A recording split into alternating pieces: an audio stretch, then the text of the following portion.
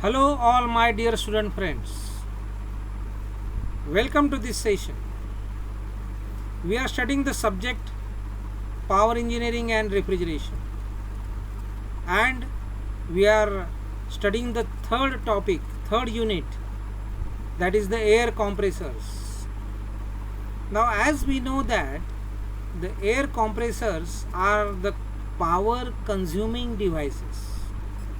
Air compressors consume power. Now, as an engineer, we must try to minimize this power which is consumed by the compressor. And in minimum power, within minimum power, we must be able to obtain the required compression from the available pressure to the required pressure. So, we should perform our task by utilizing minimum resources. So, minimum power or minimum energy should be utilized to perform the work of compression. In short, the work required for compression for a compressor should be minimized. So, it is necessary to find out, to discuss that how much work is required for the compression of air in case of the compressors. So, let us talk about the work required for compression in case of the single stage, single acting reciprocating compressor. So, theoretically, we have to refer this diagram, this graph, that is the PV diagram. So, in this graph, the pressure is plotted on the y-axis and the volume is plotted on the x-axis. So, V is the volume which is plotted on the x-axis and the pressure P is plotted on the y-axis. And let us consider the general case of the polytropic compression. Let us assume that the compression is polytropic. So, we are finding the work required for compression in case of the single stage, single acting reciprocating compressor when compression is polytropic. So, this is the curve of compression. This is the compression curve. So, it is having the equation PV raised to n is equal to constant, because the compression is assumed to be the polytropic compression and this curve is called as the compression curve. Now, in general case, usually this compressor is polytropic only. Practically or actually, compression is polytropic. So, it follows this law PV raised to n is equal to constant. N is called as the index of compression and the value of n for polytropic compression lies between 1 to 1.4. So, this value of n for polytropic compression is greater than 1 and less than 1.4. So, how much work is required for the compression of the air? It is shown, it is represented, it is given by the area between this compression curve and the y-axis. So, we have represented the pressure on the y-axis and volume on the x-axis. So, on this PV diagram, this area between the compression curve and the y-axis gives us the work required for compression. So, this area can be estimated, this area can be calculated mathematically by simple formulae and simple integration, and it is observed that mathematically this work required for compression is equal to n upon n minus 1, where n is nothing but the index of compression. This PV raised to n is equal to constant. This n and this n is the same, and P1 is the pressure before compression, V1 is the volume before compression, P2 is the pressure after compression, right? So this is the work required. This is the equation which gives us the work required for polytropic compression. This equation can have different forms. We can replace this P1 V1 by MRT1.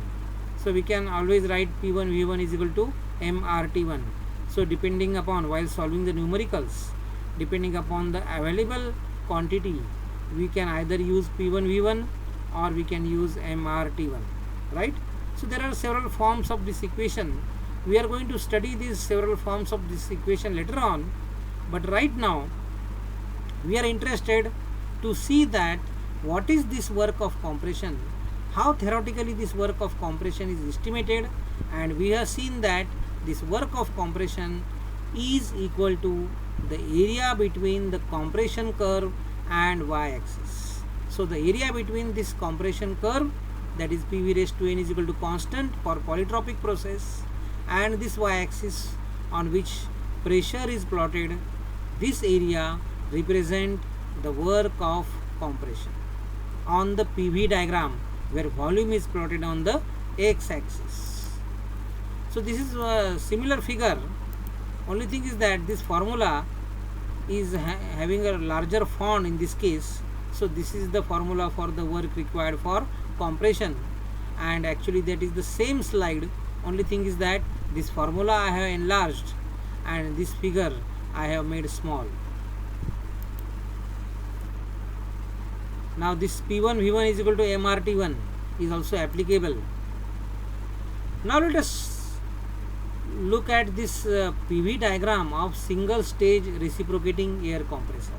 This is the PV diagram for the single stage reciprocating air compressor. Now this diagram is drawn by neglecting the clearance volume. The clearance volume has been neglected, right?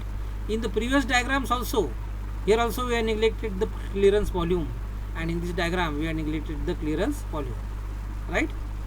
So in this diagram we have neglected the clearance volume. So neglecting the clearance volume, this diagram is drawn, PV diagram is drawn for the compression of the single stage reciprocating air compressor. So in this diagram you can see that pressure is plotted on the y-axis, volume is plotted on the x-axis. So this 1 2 is compression, 2 3 is delivery, and then 4 1 is suction, right? Now in this case the work required for compression, that is the polytropic compression, because the law of compression in case of polytropic compression is PV raised to n is equal to constant. C means constant. So this is supposed to be the polytropic compression, which is the actual or the practical compression, right? So this area 1 2 3 4 1, it represents the work of compression. You can see this area 1 2 3 4 1, this area represent the work of compression on this PV diagram, which is drawn here neglecting the clearance volume, right? Now if you try to calculate this area, you will find that that is equal to this equation, that area is given by this equation.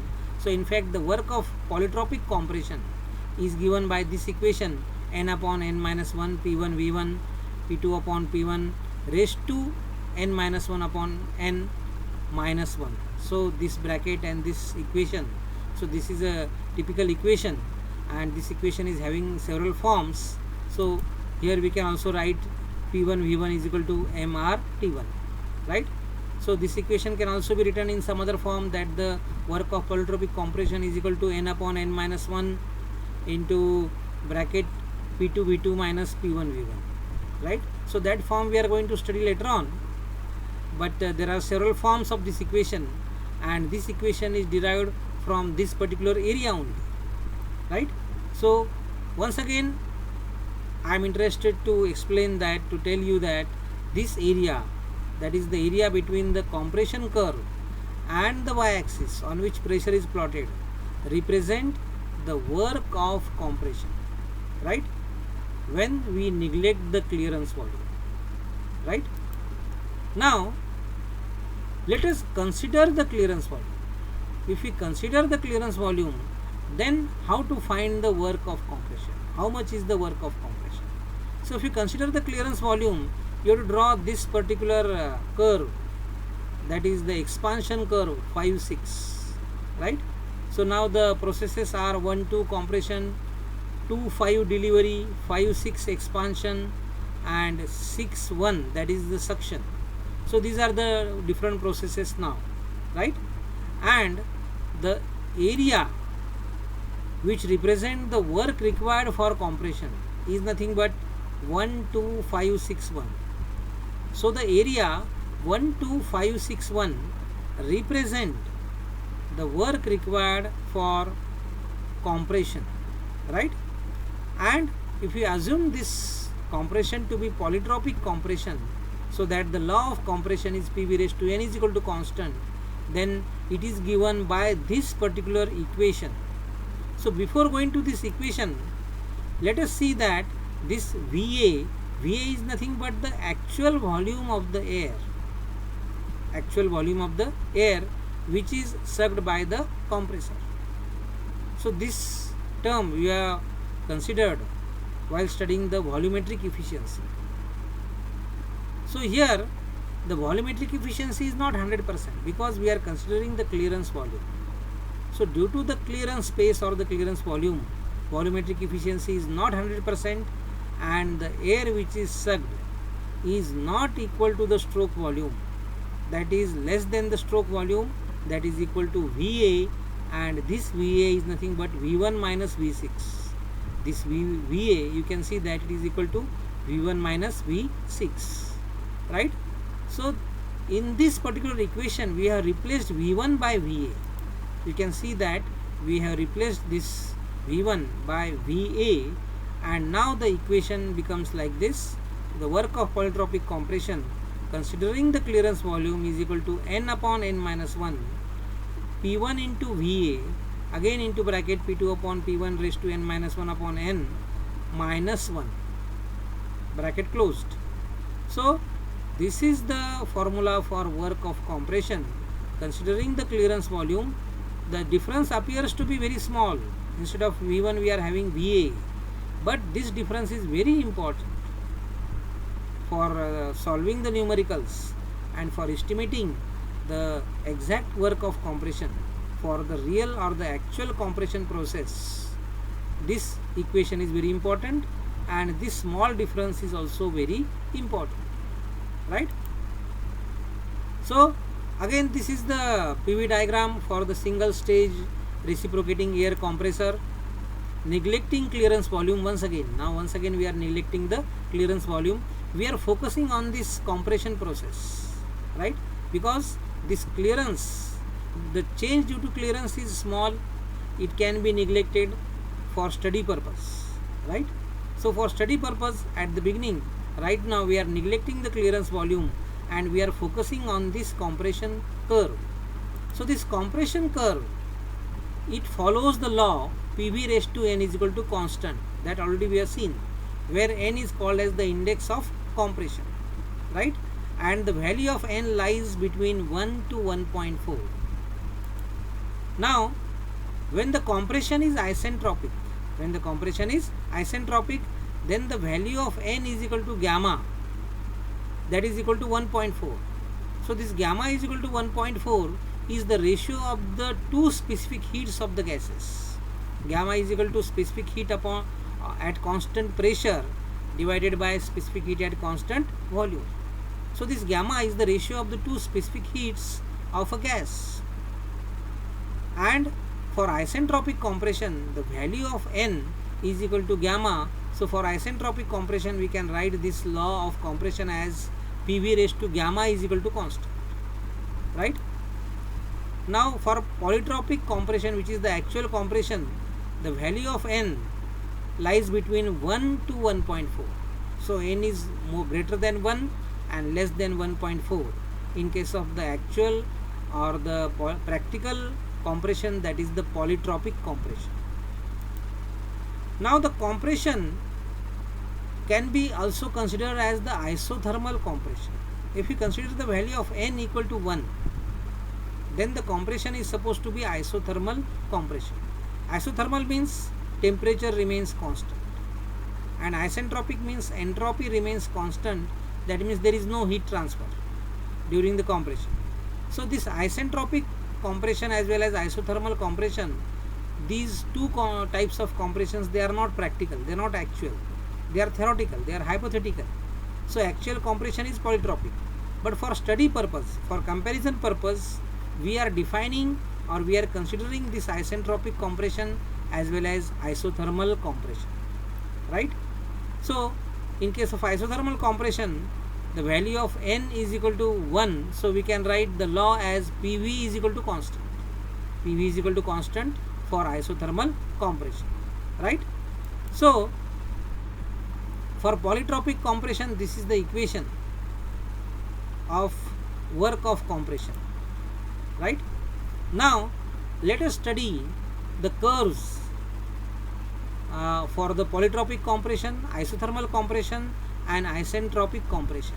So let us try to see the relative positions of these three curves, that is the polytropic and isothermal and isentropic compression curves. So we are studying the PV diagram of single stage reciprocating air compressor. This is the PV diagram. The volume is plotted on the x-axis, pressure is plotted on the y-axis, and it is the representation. We are going to represent the work required for compression. We are going to study about the work required for compression, right? So first of all, let us consider this curve, which is shown by the green color, this curve, green colored curve, right? So this green colored curve is nothing but the compression curve when the compression is isentropic. When the compression is isentropic, that means when n is equal to gamma, or the law of compression is PV raised to gamma is equal to constant. So that is the isentropic compression. So n is equal to gamma is equal to 1.4, and law of compression is equal to PV raised to 1.4 is equal to constant. So when the compression is isentropic, the work of compression is maximum. Work of compression is maximum, because we have seen that the work of compression is equal to the area between the compression curve and the y-axis. So in this case you can see that this green curve is away from the y-axis as compared to the other two curves. So the distance is maximum. So the area will be maximum. Area between the y-axis and this green colored curve, which is the compression curve for isentropic compression, the area will be maximum between this y-axis, this line which is the y-axis, and this green colored curve.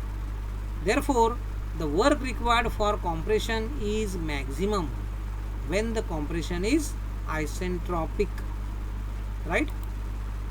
Now let us see, this is the work required for compression, and it is nothing but the area between this curve and the y-axis. So in case of isentropic compression, you will find that 1, 2, 3, 4, 1. This is the area which represents the work required for compression, and that is maximum. That is maximum as compared to the other two areas. So what are the other two areas? What are other two ways of compression that we are already studying? So this is red color curve. It represents the isothermal compression. This red colored curve represents the isothermal compression where n is equal to 1. N is equal to 1, and you can see that the work is minimum. When the compression is isothermal, the work is minimum because this curve, isothermal curve, red color curve, is closest to the y-axis as compared to the other two curves. It is closest. So the area between this curve and the y-axis will be minimum, and therefore the work required for compression is minimum when the compression is isothermal. So remember this point, that when the compression is isothermal, work required for compression is minimum. When the compression is isentropic, work required for compression is maximum. So value of n in case of the isothermal compression is equal to 1, and value of n in case of the isentropic compression is equal to 1.4. But practically it is observed that this value of n is never 1 and never 1.4. It lies between 1 and 1.4. It is always more than 1 and less than 1.4 practically or actually. Therefore, this actual compression, which is called as the polytropic compression, it is generally followed, it is usually followed in the practical cases, and here it is represented by this blue colored curve. So this blue colored curve will represent the polytropic compression. Polytropic compression, that is the actual compression. And in this case you will find that the value of n is greater than 1 and less than 1.4, right? And the work of compression is also in between this work required for compression in case of isentropic compression and in case of isothermal compression. So in practical case for polytropic compression, the work required for compression is more than the work required for isothermal compression and less than the work required for isentropic compression, right? So let us quickly study this once again. This is the work of compression. When the compression is isentropic, work is maximum. Work required for compression will be maximum because the distance between the y-axis and the curve, the compression curve, is maximum. So work required is maximum when the compression is isentropic. When the compression is isothermal, then the work required will be minimum. When the compression is isothermal, n is equal to 1 and the work required is minimum because the distance between this curve of compression and the y-axis is minimum. Now practically the value of n lies between 1 and 1.4. So the practical compression is polytropic compression and it is represented by this curve, any of the curve which is between these two curves, right? So that is the polytropic compression, and in polytropic compression the value of n is greater than 1 and less than 1.4. So these are the three compressions or these three ways of compression. And now let us see the formulae. You can note down the formulae for the work required for compression in case of single stage, single acting reciprocating compressor. So first of all, when the compression is polytropic, work required for compression in case of single stage, single acting reciprocating compressor, when compression is polytropic. So this formula already we have seen, that is the n upon n minus 1 into P1 V1 into bracket P2 upon P1 raised to n minus 1 upon n minus 1, right? So this formula should be observed and referred very carefully. The value should be written at the right values at the right position, because this n minus 1 upon n, this total value is nothing but the index for P2 upon P1, and you have to subtract 1 from this complete value, right? And then this is in bracket, and then you have to multiply with this P1 and V1, and then that is multiplied by n upon n minus 1. So first of all you have to subtract 1 from n, right? Then you have to find this n minus 1 upon n, take this index, right? So you have to use this formula for solving the numericals very carefully. So this is when the compression is polytropic, this equation you have to follow. Now this equation, in this equation you can replace P1 V1 by MRT1 also, right? So 1 stands for the pressure, volume and temperature before compression, and 2 stands for the condition after compression, right? So P2 is the pressure after compression and P1 is the pressure before compression, right? N is the index of compression, and this is the work of compression when the compression is polytropic, right? So there is one more equation, simpler equation, that the polytropic work of compression is equal to n upon n minus 1 into P2 V2 minus P1 V1. So in some cases you can use this equation also, right? Now when the compression is isentropic, you have to replace n by gamma I. In the place of n, that means the value of n is given as gamma, that is 1.4. So you can use the same equation, but in place of n you write gamma, or that is equal to 1.4, right? But when the compression is isothermal, then you have to refer this different formula, that is the work of isothermal compression is equal to P1 V1 into log to the base E P2 upon P1, log to the base E P2 upon P1, right? Because if you substitute the value of n is equal to 1, then you will find that 1 minus 1 is equal to 0, and if in the denominator if we are having 0, that means this value is infinite, right? So that we can't do, so that is not allowed, and therefore we have to refer this formula for the isothermal compression. So when compression is isothermal, the work of compression is equal to P1 V1 into log to the base E P2 upon P1, right? So these equations you have to use for solving the numericals, and then later on we will go ahead to solve the numericals, and we will study the rotary compressors and so on. So thank you, my dear friends.